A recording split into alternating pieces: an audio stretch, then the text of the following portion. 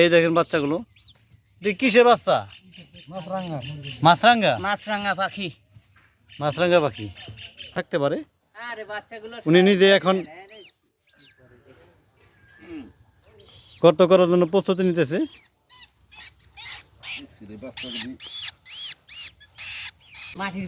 প্রিয় দর্শক, আজকে এই যে 4টা বাচ্চা এখান থেকে উদ্ধার করা হলো। দেখেন এই যে গতকালকে বৃষ্টির কারণে যেখানে বাসা করছিল পাখিটি, তো এখানে ভেঙে যাওয়ার কারণে, চাপ ভেঙে যাওয়ার কারণে এই বাচ্চাগুলো এখন অসহায় অবস্থা আছে।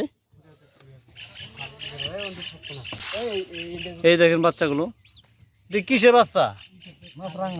মাছরাঙ্গা। মাছরাঙা পাখি। মাছরাঙ্গা পাখি।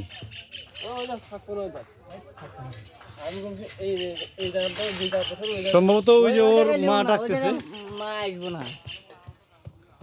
এই গাছে আছে ওর মা। ওর মা উপর থেকে অবশ্যই লক্ষ্য রাখতেছে। ওই তো আমের ডালে ওই দেখা যাচ্ছে।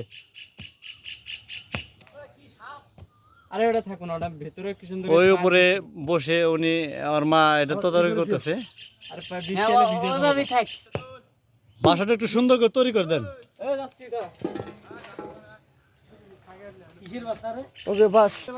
ও হ্যাঁ, ওই জায়গায় রেখে দেন।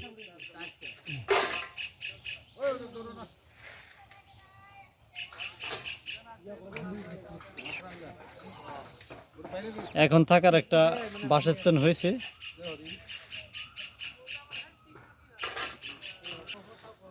আমি নিজে বটিগুলো আজকে ধার দেওয়ার জন্য নিয়ে গেছিলাম বাজারে। ধার শেষে এখানে আছে যে আমার মামা কালাম মামা, ওনাকে বলছে যে একটু গর্তটা আরো সুন্দর করে বড় করে দেন, জানে ওরা থাকতে পারে। উনি নিজে এখন গর্ত করার জন্য প্রস্তুতি নিতেছে।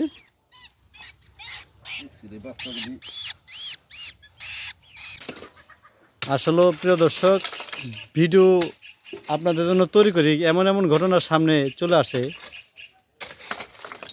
যেগুলো অনেক সময় ধারণ করতে পারি না। বাচ্চাগুলো গর্ত হওয়া শেষ হয়ে গেছে, এখন বাচ্চাগুলো রাখা আছে ওর গর্তে।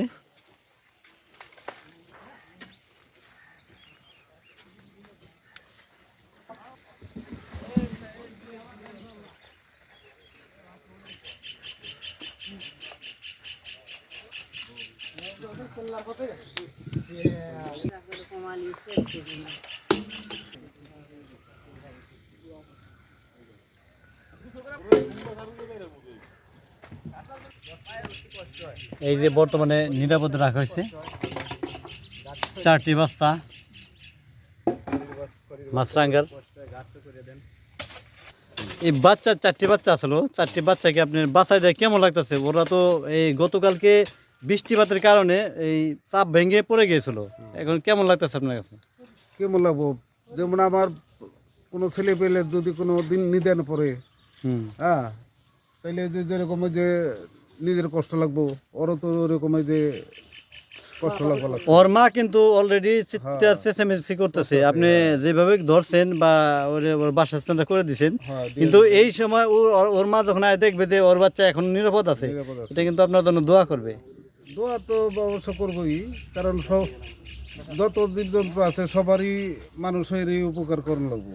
হ্যাঁ, মানুষের সবারই দরকার আছে উপকারের।